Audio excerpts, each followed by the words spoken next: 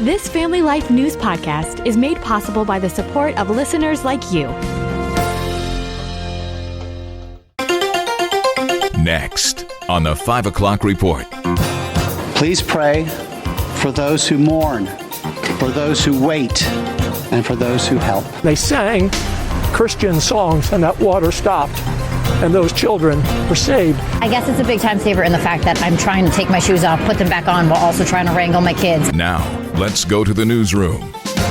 Good afternoon and welcome to the broadcast. I'm Family Life News anchor Sarah Harnish. 17 counties are under severe thunderstorm watches and some warnings. The alerts stretch from Montrose and Mansfield down to Harrisburg, Pennsylvania. Kevin's got details on your forecast in a few minutes.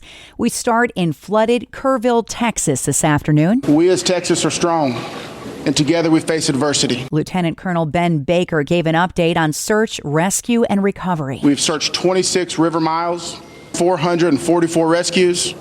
Some of our resources and assets we have dedicated: 2 helicopters with hoist teams, 12 drone teams, 10 K9 units, 9 swiftwater boat crews, 15 airboats, 16 UTVs, and 169 four-wheel drive vehicles. More than 100 people have died after the Guadalupe River flooded.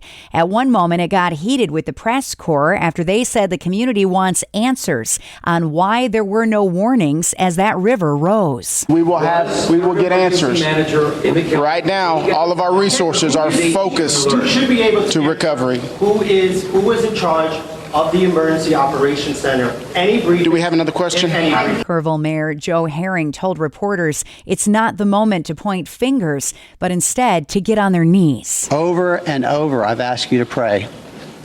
It occurred to me that I haven't asked you for what to pray specifically. Please pray for those who mourn, for those who wait, and for those who help. It has been 4 days since the last person was found alive, and there are still at least 25 people missing, including 10 campers at Camp Mystic and a counselor. Lieutenant Governor Dan Patrick got emotional as he visited that camp. He said worship saved some of those girls' lives. They were on the second floor, and the water rose to the second floor. And a couple of hundred girls watched it, and they sang Christian songs, and that water stopped. And those children were saved. President Trump plans to tour Kerrville on Friday. Meanwhile, eyes are already turning toward prevention. Wes Verfel is a Texas state representative. He was asked by Fox News today, how do you alert 750 campers on a remote part of a Texas river at 4 a.m. that a flood is coming? Where I live, about 200 yards from my house, is a siren. If we're inside the house, we don't hear it when they're doing the test. We can hear it outside, though. And so I think that there needs to be other technology we look at that, a Starlink and some kind of alert system inside of a cabin, that would make a lot of sense. He said you can't prevent destruction, but you can prevent death. There are several Christian organizations currently on the ground bringing relief, comfort, and hope to those impacted by the deadly flooding. You can see a list of those organizations when you head to familylife.org/relief. Donald Trump held his 6th meeting with his cabinet today. This after meeting with Israeli Prime Minister Benjamin Netanyahu last night. He'll meet with him again this evening. Israel is working with the U.S. to find countries that would take in Palestinians displaced in Gaza. Netanyahu is asked about a possible 2-state solution to the Gaza conflict. I think Palestinians should have all the powers to govern themselves, but none of the powers to threaten us. He says if Palestinians want to stay, they can stay, but if they want to leave, Gaza shouldn't be a prison. President Trump has sent letters to the leaders of several nations saying his 90-day pause on tariffs is ending, and soon countries will have to pay up. We don't change very much. Every time we put out a statement, they say, he made a change. I didn't make a change. A clarification, maybe. No, August 1st they pay. He says some countries may eventually face tariffs of up to 40%.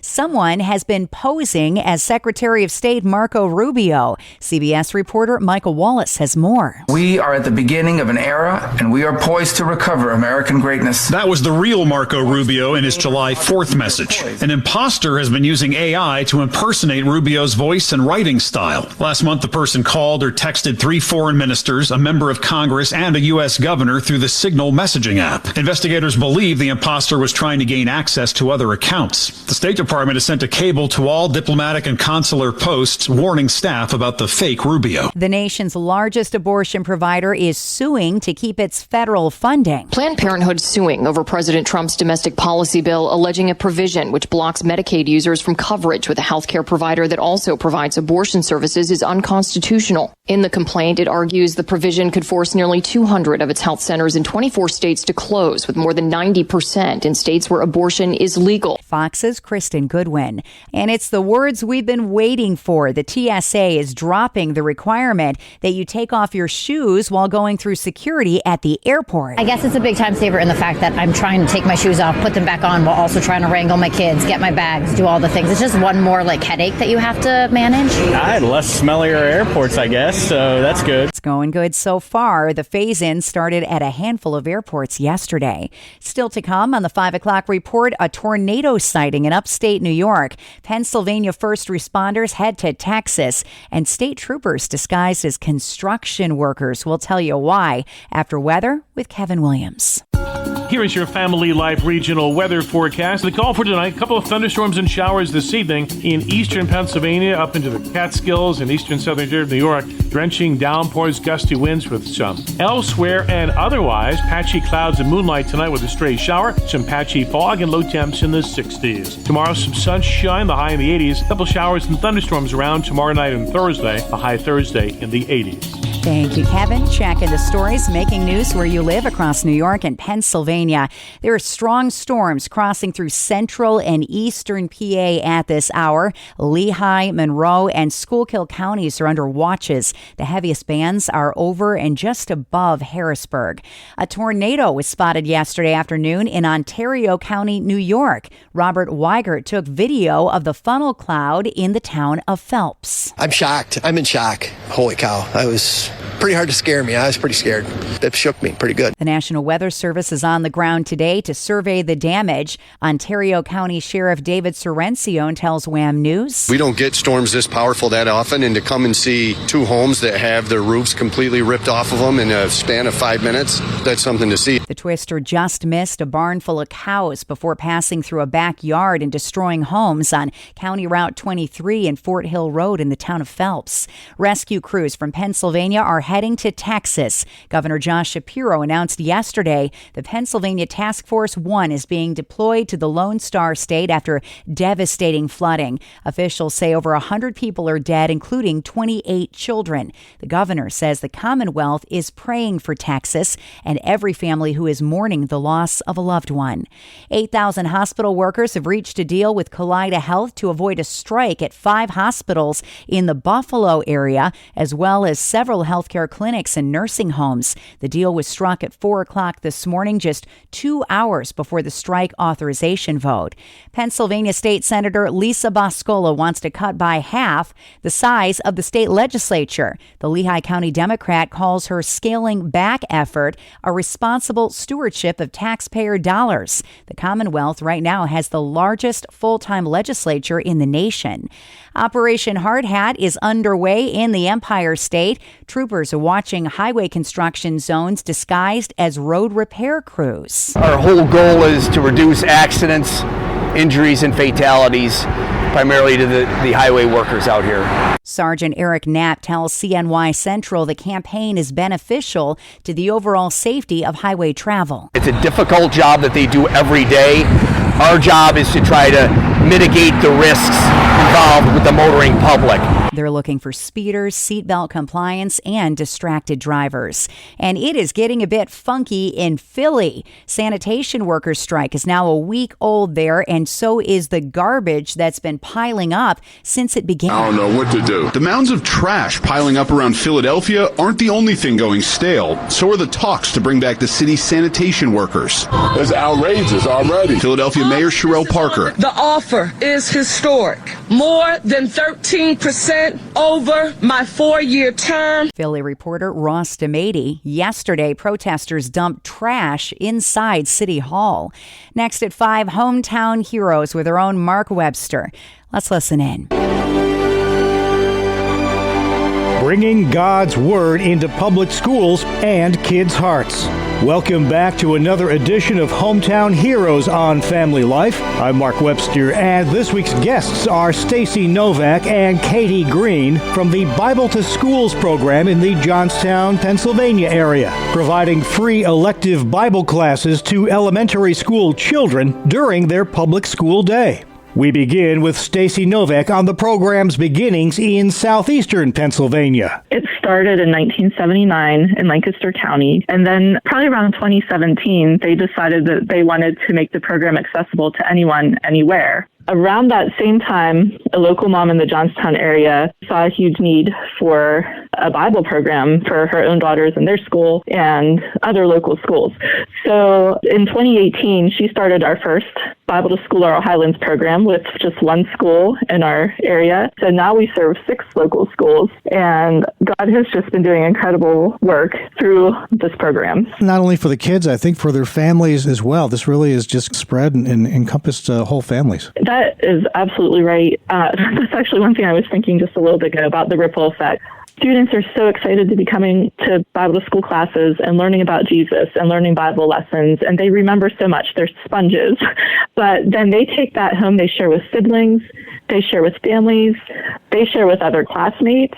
We'll hear from teachers in schools that will tell us that the kids are sharing with other students what they learned at Bible to School. The kids who get into this program, how many of them have had any exposure to Christ, or is this new to them, or is it just a mix? About 65% of our Bible to School Laurel Highlands students do not attend church regularly. Katie serves our Johnstown City School, and so her numbers look a little bit different. Yeah, so in my district, closer to about 85% of our kids do not regularly attend church. It's really sad, but it's really amazing all at the same time, because we are blessed that we get that opportunity to share with them the first time how amazing God is. And they just take it and they grab onto it, and they want to share it, and they want to tell everybody. It's such a blessing to me. When I started this, I thought I was going to teach the kids, but God has showed me that they have been able to teach me so much more than I ever expected. You can hear the full interview online anytime, as well as all of Family Life's original podcasts at Apple Podcasts, Spotify, YouTube, or at familylife.org.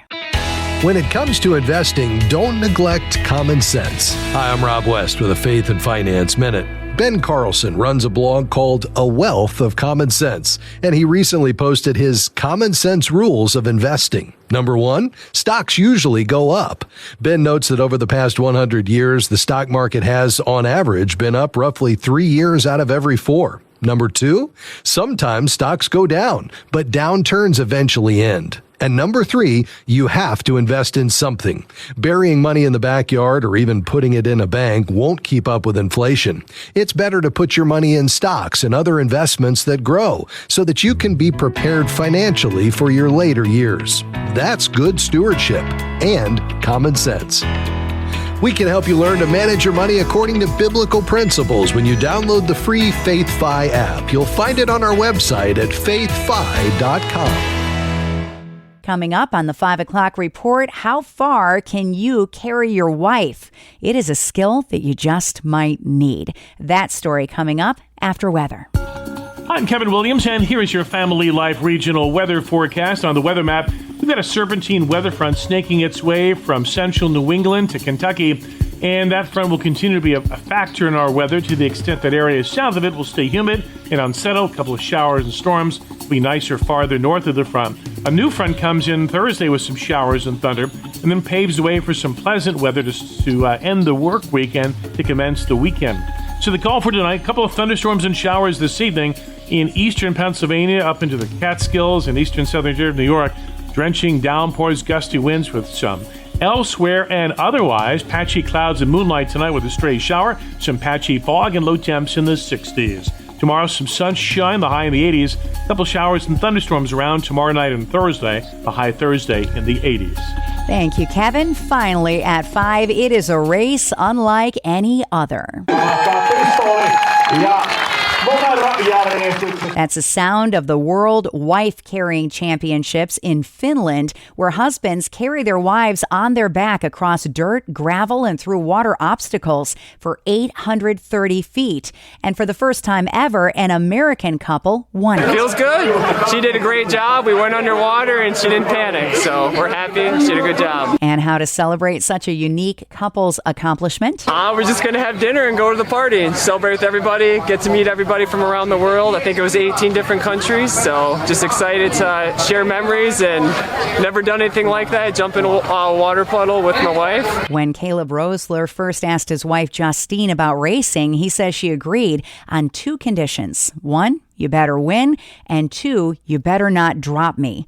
He did, and he didn't. And that's the world that we live in for Tuesday, the 8th of July. I'm Sarah Harnish, and this is the 5 o'clock report on Family Life. Thank you for listening to this Family Life News podcast. If you've been encouraged by what you've heard, please share it with others and click the subscribe button to automatically receive future episodes. Family Life is a listener-supported ministry. Podcasts like this are made possible by your financial partnership. Find out more at familylife.org.